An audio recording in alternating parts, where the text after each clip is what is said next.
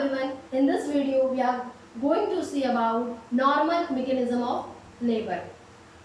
Last video we have seen about female pelvis and the fetal skull. In this video we see about the normal mechanism of labor. First of all, what is mechanism of labor is that? So the series of movement taken place or adopted by the fetal head to pass out through the pelvis is known as mechanism of labor. Second is more precise definition if we go, that is the series of event occur on the head adopted in the process of the pelvis is known as the mechanism of labor. So this is known as mechanism of labor. Mechanism of labor is adopted by mainly three principles. The first principle is that the descent. Descent is occurs throughout the labor process. It is the first principle in the mechanism of labor. Second principle is that whatever the fetal part touch to the pelvic floor, rotate anteriorly and rotate forward. Third principle is that whatever the fetal part is emerged from the pelvis, it rotate around the pubic bone. There is a rotation of the part is occur around the pubic bone. So mainly on this three principle, whole mechanism of labor is placed. First is descent. Second one is that the rotation of once the part touch to the pelvic floor, the rotation anteriorly it is occurs, and what are the part emerge from this pelvis, that is rotate around the pubic bone. Next we will see the series of event. First is engagement, second is descent, third one is flexion, fourth one is internal rotation of the head, next is crowning. After crowning there is a delivery of the head by extension, restitution, external rotation of the head, internal rotation of the shoulder, and the last one is that delivery of the head by lateral flexion. So by this way the all series of movement is occurs. First of all we will see whatever is the characteristics of the fetus, the positions and the presentation. So the baby fetus is inside the uterus in this position. We can see the lie of the fetus is longitudinal because the long axis of the fetus is in relation of the long axis of the maternal spine. So that's why the lie is longitudinal.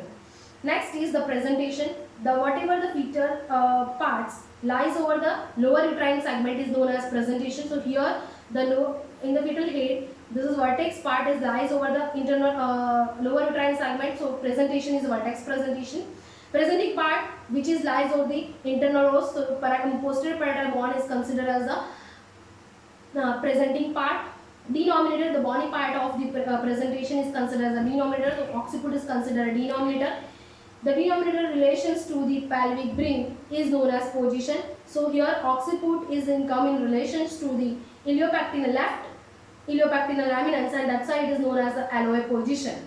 So the lie is longitudinal, presentation is vertex presentation, presenting part is posterior parietal bone, denominator is occiput, position is left occiput of anterior. Now the first series of movement is occur, that is engagement. What is engagement? So the head is enter into the pelvic ring. It's known as engagement. This is the pelvic ring. In this the head is enter. It's known as engagement. Generally the engagement we can identify by the abdominal examinations. In the abdominal examination by Paulick grip and the grip 1, we can identify how much engagement of the fetal head is occur. So during the engagement, what happened? In the LOA position, you see that incomplete flexion of the fetal head is there. It's not completely flexed. It's incomplete flexion is there. So due to that, what happened? From the suboccipital to frontal, this suboccipital frontal diameter is engaging in the, this will engage in the right oblique diameter. By this way it is engaged. So this is suboccipital frontal diameter is engaged in the right oblique diameter. Now you see here about the biparietal diameter.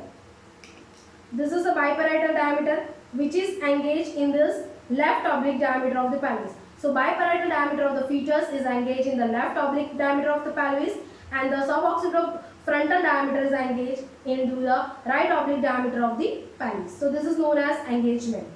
After the engagement, the second is descent is occur. As it is not a steps only, as I told you, the descent is a process which is continuous throughout the labor. The descent also helpful to identify the progress of labor. It is one of the parameters we can come to know that how much the progress of the labor is achieved. So by this descent we come to know. So descent is achieved by some factors. Some factors are responsible for achievement of the descent. What are the factors? First is the uterine contraction and retraction. Due to uterine contraction and retraction is the decreasing the size of the uterine muscles. Due to that, there is a fetus is pushed downward. So due to that, the descent is occurs. Second is bearing down effort done by the mother. So voluntary expulsive effort is taken by the mother that will help in the descent of the fetus head. So first we can say that is uterine contraction and retraction. Second is the bearing down effort, and third one is that during the pregnancy it is in ovate shape, but at the time of the labor slightly there is a longitudinal shape, that is straightening of the spine is achieved of the fetus, which help in a descent. So on these three factors the descent is occur. After the descent there is a flexion is achieved. So here the pelvic floor muscles and the wall is present. So with the descent there is a pelvic floor resistance is occur. So this pelvic floor resistance may lead to the flexion of the fetal head, which is incomplete flexion of the head is that. So that complete flexion will be achieved by this pelvic floor resistance. Here one theory is explained to the flexion, that is two lever theory. What is that two lever theory? Here this part, what the part is touched to the pelvic wall, this is the part is considered as a condyle, this one. Okay.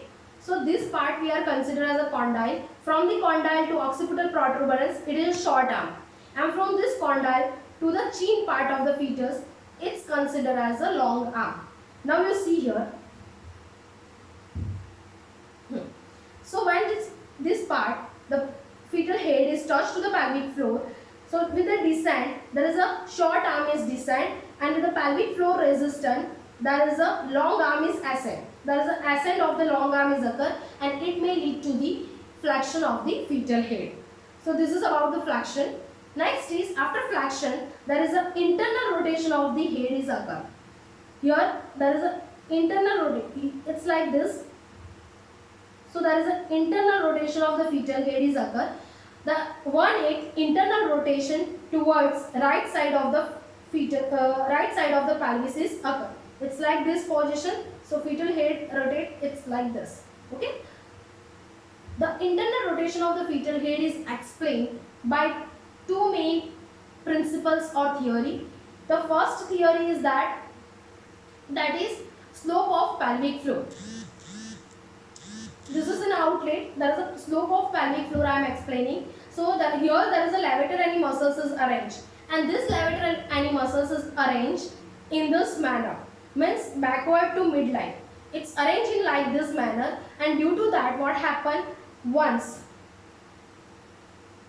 in this manner it is present. Okay. So once the fetal head is touched to this levator ani muscles, and this levator ani muscles is going on contraction, and once the contraction is pass off, there is a midline towards forward movement is occur. So slowly the forward movement of the occiput is occurs, and this movement is continue till the occiput comes under the symphysis pubis.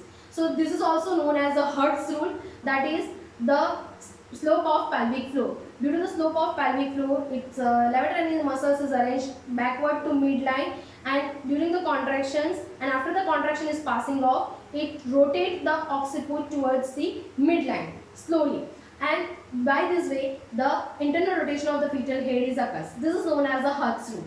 Second principle for the internal rotation is that is the shape of pelvis. You see here the shape of the pelvis.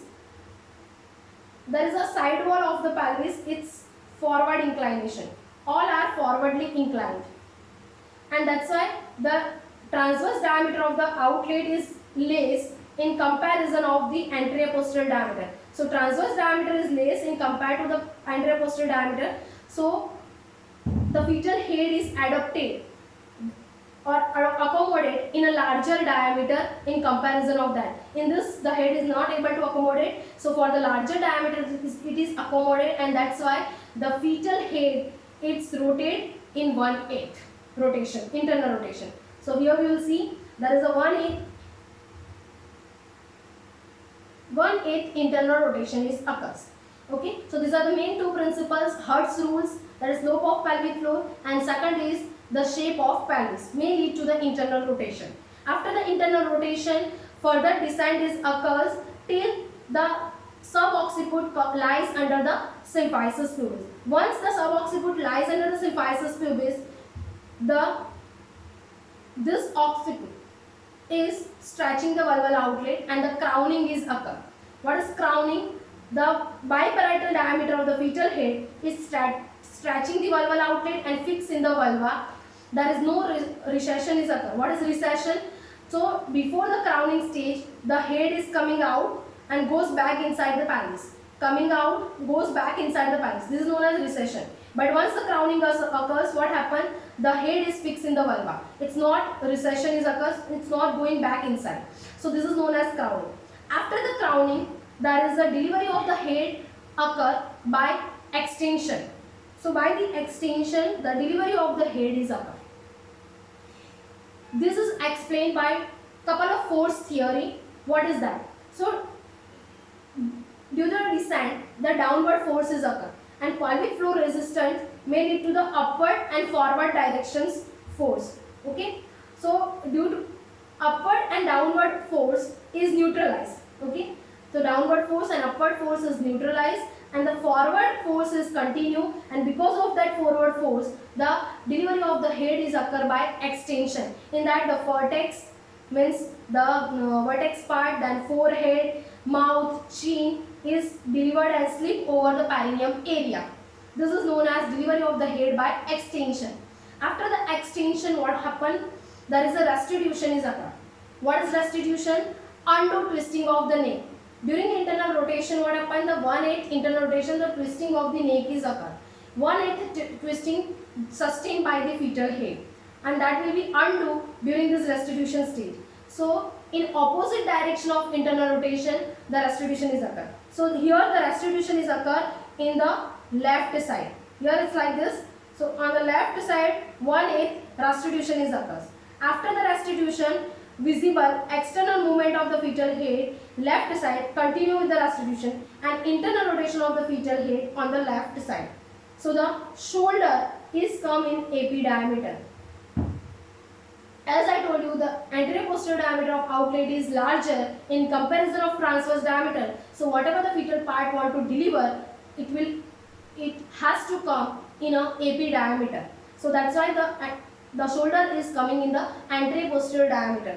Now further descent is occurred till that the anterior posterior lies under the symphysis pubis. Once the anterior posterior lies under the symphysis pubis, slightly with the downward movement, we can release the anterior shoulder, and by the upward movement of the fetal head, the releasing of the posterior shoulder, and by the lateral flexion, whole body and trunk is delivered. So by this way, we can deliver the baby, and this is known as mechanism of labor. Once we will see the review of that. First, engagement. Suboccipitofrontal diameter is engaging in right oblique, and the biparietal diameter is engaging in the left oblique diameter. Then with the uterine contraction and retractions and the bearing down effort, there is a descent is occurs, and with the pelvic floor resistance, the flexion is achieved. The two-lever theory. After the flexion is achieved, there is a 1/8 rotation of the fetal head on the right side is occur. After 1/8 rotation, further descent is occurs of the fetal head may lead to the lies of the fetal head under the symphysis pubis. Till the further descent occurs, till the subocciput comes under the symphysis pubis. Then the crowning is occur. Crowning is the fixing of the head in the vulva. There is a without recession, without any recession of the fetal head after the passing of contractions. After that, the delivery of the head is occur by extension. The couple of force theory is there. Then the restitution, opposite side of internal rotation, the left side the restitution is occur 1/8.